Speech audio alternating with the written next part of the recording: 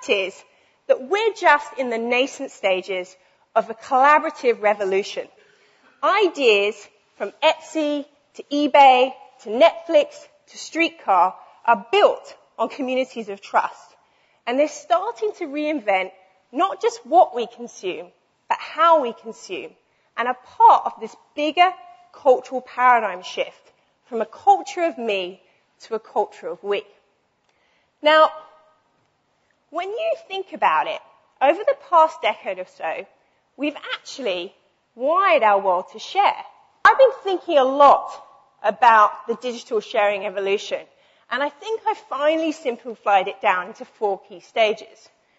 In the first phase, we figured out how to use technology to connect and share information.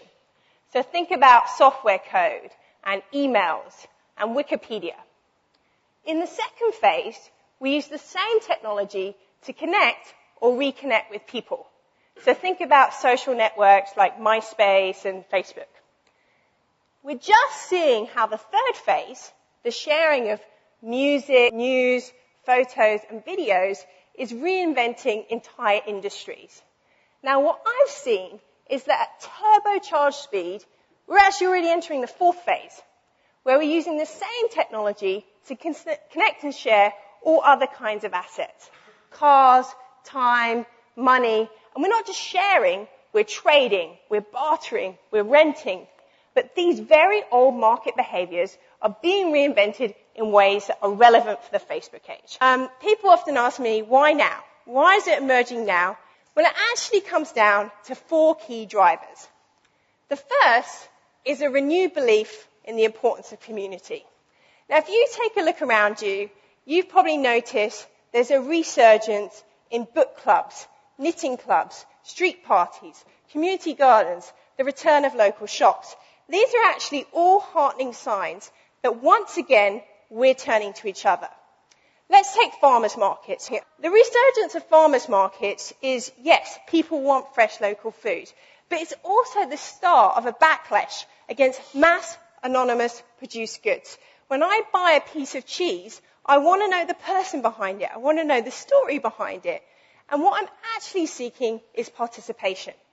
When you go to a farmer's market, you have 9 times the amount of conversations than at a traditional supermarket.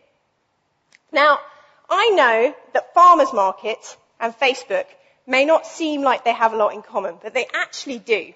Because what we're trying to do is feed the social self, the side of us that seeks connection and belonging and has actually been numbed out in this massive age of hyper-individualism that we've been living in. And of course, connected to this is a torrent of social technologies. Now, the last 2 factors are big global conceptual factors. There's obviously pressing unresolved environmental concerns. Now, I think we all rationally know that a consumer system that is built on selling more stuff is a house of cards. It's all one big Ponzi scheme. And Thomas Friedman put it brilliantly when he said, 2008 was when we hit the wall, when Mother Nature and the market both said, no more. The fourth driver linked to this is actually a global recession that has shocked consumer behaviors and led to a questioning of the health of the consumer system in all dimensions of the word. I can't turn on the television these days without some debate of happiness. You know, and I was reading the paper this morning about the happiness index, and Joseph Stiglitz, he put it brilliantly when he said, for so many individuals, what's important to them cannot be measured by GDP. So as we start to figure out how we can get off this consumer escalator, I think we're starting to reinvent the meaning of more. And my prediction is that if for the past 50 years, the baby boomers, my parents' generation, were driven by keeping up with the Joneses, our generation is going to be all about getting to know and connecting the Joneses. These 4 drivers are coming together and they're creating this big shift away from the 20th century defined by hyperconsumption towards the 21st century, a new era of collaborative consumption.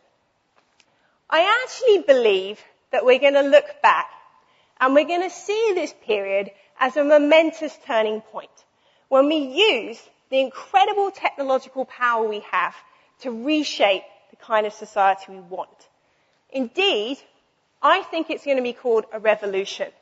When society, faced with very grave challenges, woke up from this humongous hangover of emptiness and waste and made a seismic leap from being defined not by what we consume, but what we contribute, and along the way empowered millions of people, including us, to play a larger role in building a stronger, healthier future.